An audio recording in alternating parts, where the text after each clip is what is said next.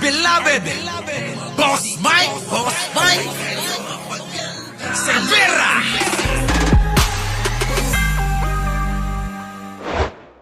Uuwi na raw sa Pilipinas si Senator Robin Padilla matapos ang pagpunta niya sa The Hague, Netherlands para bisitahin si dating Pangulong Rodrigo Duterte na siyang dinala rito matapos arestuhin sa Pilipinas. Ayon kay Padilla, uuwi siya ng bansa dahil pinapauwi na siya ni Vice President Sara Duterte upang matutukan din ang kampanya.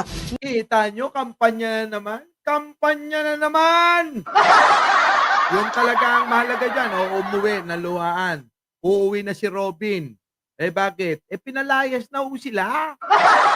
Pinagtabuyan na parang mga aso yung kulto ni Digong sa harapan ng ICC. Lang yan, ano na. Hindi ba kayo nahihiya niya na pinagtatabuyan kayo? Awang babain nyo. Agbayin kayo mata. Ito wala na kayong ginawa sa bansang ito. Dinadamay nyo kaming matitinong mga Pilipino. Sa ginagawa nyo, puro kahihiyan.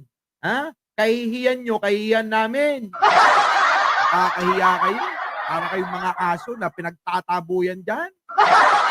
Di ba mga kababayan? Yan po mga kababayan. Uuwi na. Bakit? Wala naman silang napala. Bakit? Eh siguro, sabi ko nga kanina, baka gusto nilang sumuhol. Kaya, nung naramdaman nila na hindi madadaan sa suhol-suhol, uwi na lang tayo, hindi umubra. Hindi kaya, oo. Kaya dapat ipilit talaga natin Sa Pilipinas talaga gawin to para masuhulan natin yung mga biktima natin. Ilan ba yung biktima na nagre-reklamo, bilangin nyo. At bigyan natin ng tag sa 10 milyong piso. Ewan ko lang kung hindi pa manginig yung mga yan pag nakita yung cash na 10 milyong piso. Ang dami nun, mga kababayan. Isang bag yun, isang bag na pera yun. Di ba? Di tapos ng kaso. Wala na. Finish na agad. Ay sabi ng ICC, hindi. Oo. Wag kayong mabahala. Gagawa tayo ng kaparanan.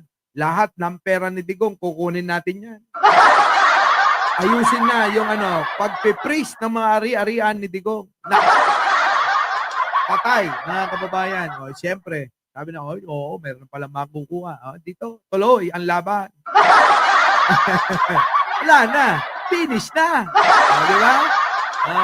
Ng Partido Demokratiko Pilipino. Pero pagtitiyak niya, bagamat uuwi na siya, ay hindi na raw siya titigil sa pagsuporta sa Vice-Presidente sa laban nito na mapauwi na muli sa Pilipinas ang dating Pangulo. Kita nyo, mga kababayan, pinipilit pa talaga nila yung naratibo nila na kaya pa nilang mapauwi si Digong. Si Digong na nga mismo, sumusuko na yun. Kayo naman, sige pa rin kayo paasa. Mga membro ng satanista.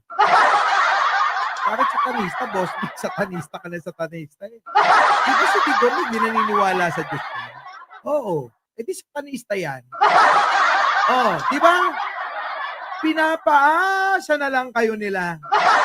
Makakauwi.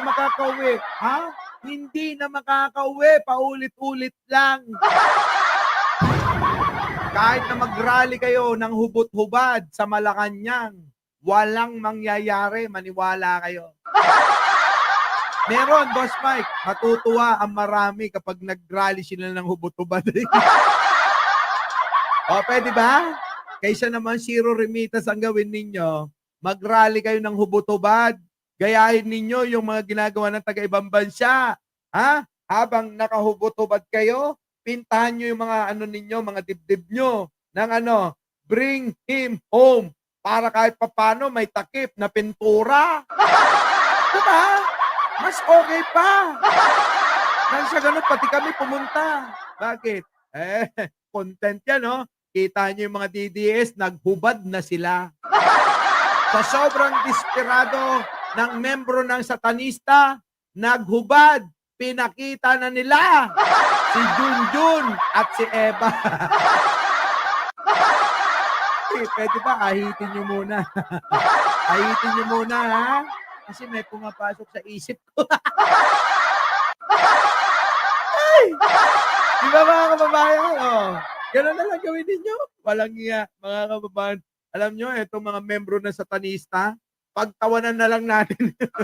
Oh, di ba? Ito na, mga kababayan. Yung sinasabi nyo na etong sino to? Si Pangulong Bongbong Marcos. Oh, ano sabi nyo kay Pangulong Bongbong Marcos? Walang nagagawa, hindi tumutupad sa mga pangako. Abay, kalokohan yan. Oh, ano sabi? Boss Mike, pasok! Sa ninyo, nung kampanya, ay may Oh, bawal umiyak rito mga kababayan ha. Baka naman maiyak kayo kasi pinatawa ko kayo. Kailangan meron din namang kalungkutan. Kalungkot naman kayo minsan. Ano? Eto mga kababayan. Ang pangako ni Pangulong Bongbong Marcos.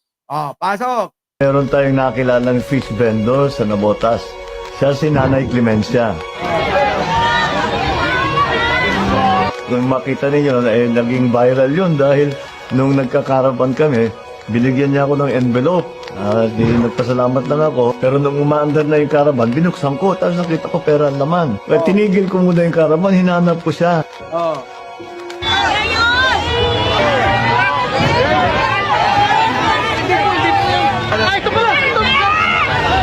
Ikaw nagbigay nito? Just get the letter. Tulog ko na kami yan sa inyo, sir. Mayor, Tapos dapat this na. Yung sulat lang. Sir, ang pala, sir. Sakto lang, sir, pinaghirapan po natin sa isla sir. Hindi, kaya nga pinaghirapan niya. Natandaan nyo ba to, tong eksena nung kampanya nung 2022, mga kababayan?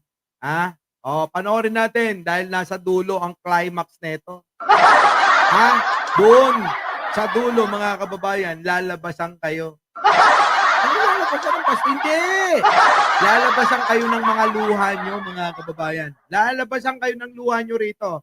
Sige, tuloy, Boss Mike. Pinaghirapan niya yan eh. Hindi mo naman pwedeng gawin to. Sabi ko, hindi ko tatanggapin ito dahil pinaghirapan mo ito at lahat. Namimilit siya. Pinaghirapan niyo to eh. Pinaghirapan niyo to eh. Pinaghirapan niyo yan. Pinaghirapan niyo yan, ha? Pero in the end, sinama na lang namin din sa caravan. Sabi namin, yan na lang ang kailangan namin din. Kampanya na lang ako. Mahal po namin kayo, mahal po namin kayo.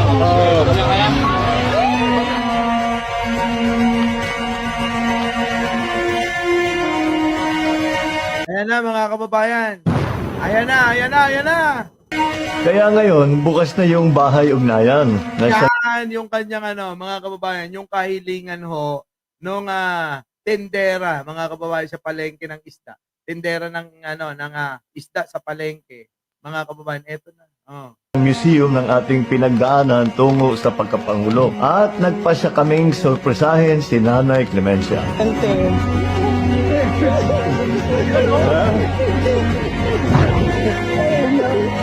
Nyo, mga kababayan, niyakap pa ni Presidente, no? Ibang klase. Ganyan ho, mga kababayan, si Pangulo. Pag minahal nyo, mamahalin kayo. Kapag inaway nyo, mamahalin pa rin kayo. Mahal kayo ni Pangulo kahit na inaaway ninyo. Binabastos ninyo. Tinatawag ng kung ano-ano itong Pangulo na ito. Nandiyan pa rin si Pangulo para sa inyo.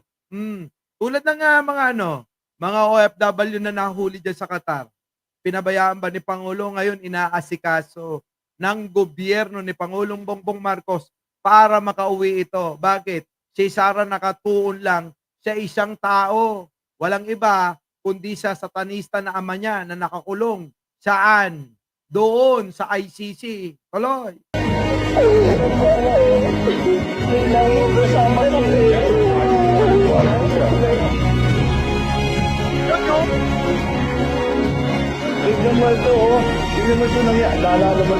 Grabe. Ayan, pinaalala na ni Pangulong Bongbong Marcos yung kaganapan.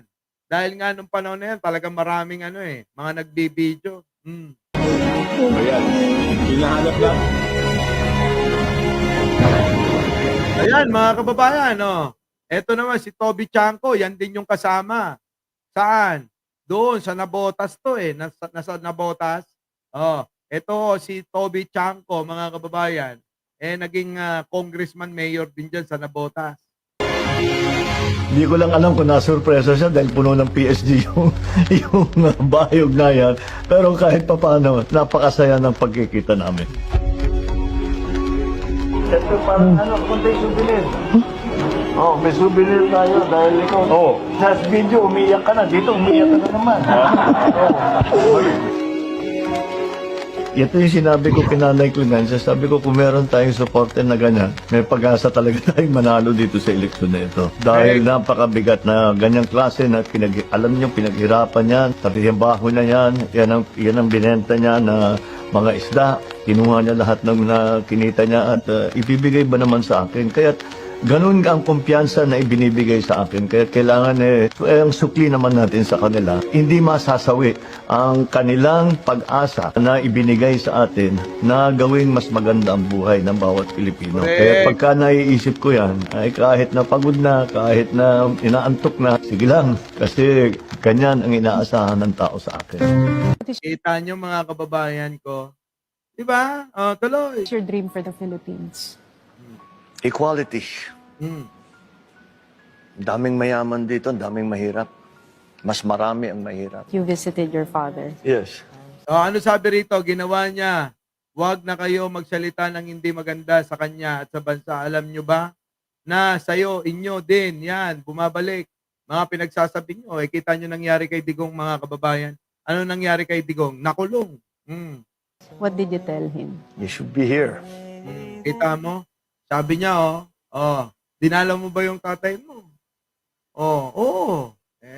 Dapat nandito siya para nakikita niya. Biruin ninyo mga kababayan, ilang dekadang niyurakan ang mga Marcoses. Di po ba? Ano nangyari mga kababayan? Ngayon, inangat. Inangat mga kababayan, nilbro. Ngayon, ano kayo ngayon? Di ba? Ngayon, at eto na naman, hindi na matatapos yata yung pangyuyurak sa mga Marcos. Yan. Kita nyo? Ano nangyayari ngayon? Lahat ng mga lumalaban sa mga Marcos, yung sarili na nila yung nagpapahamak sa kanila, mga kababayan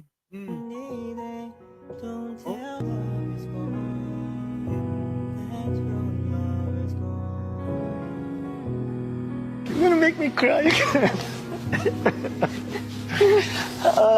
He told him, you should be here. Kita nyo? Be here. Why? This is yours. Tama. Sa'yo yan Diba? Kay Pangulong Ferdinand Marcos Sr. yan sana na lang Kung hindi lang talaga nawala si Pangulong Ferdinand Marcos Sr. Nako. Siguro mga kababayan, malayo na tayo. Malamang mga kababayan, yung mga DDS ngayon ang nanggagahasa ng mga kanilang mga katulong. Oo. Diba? Hindi yung mga OFW nating mga kababayan na napapahamak at iniiwan yung mga pamilya nila.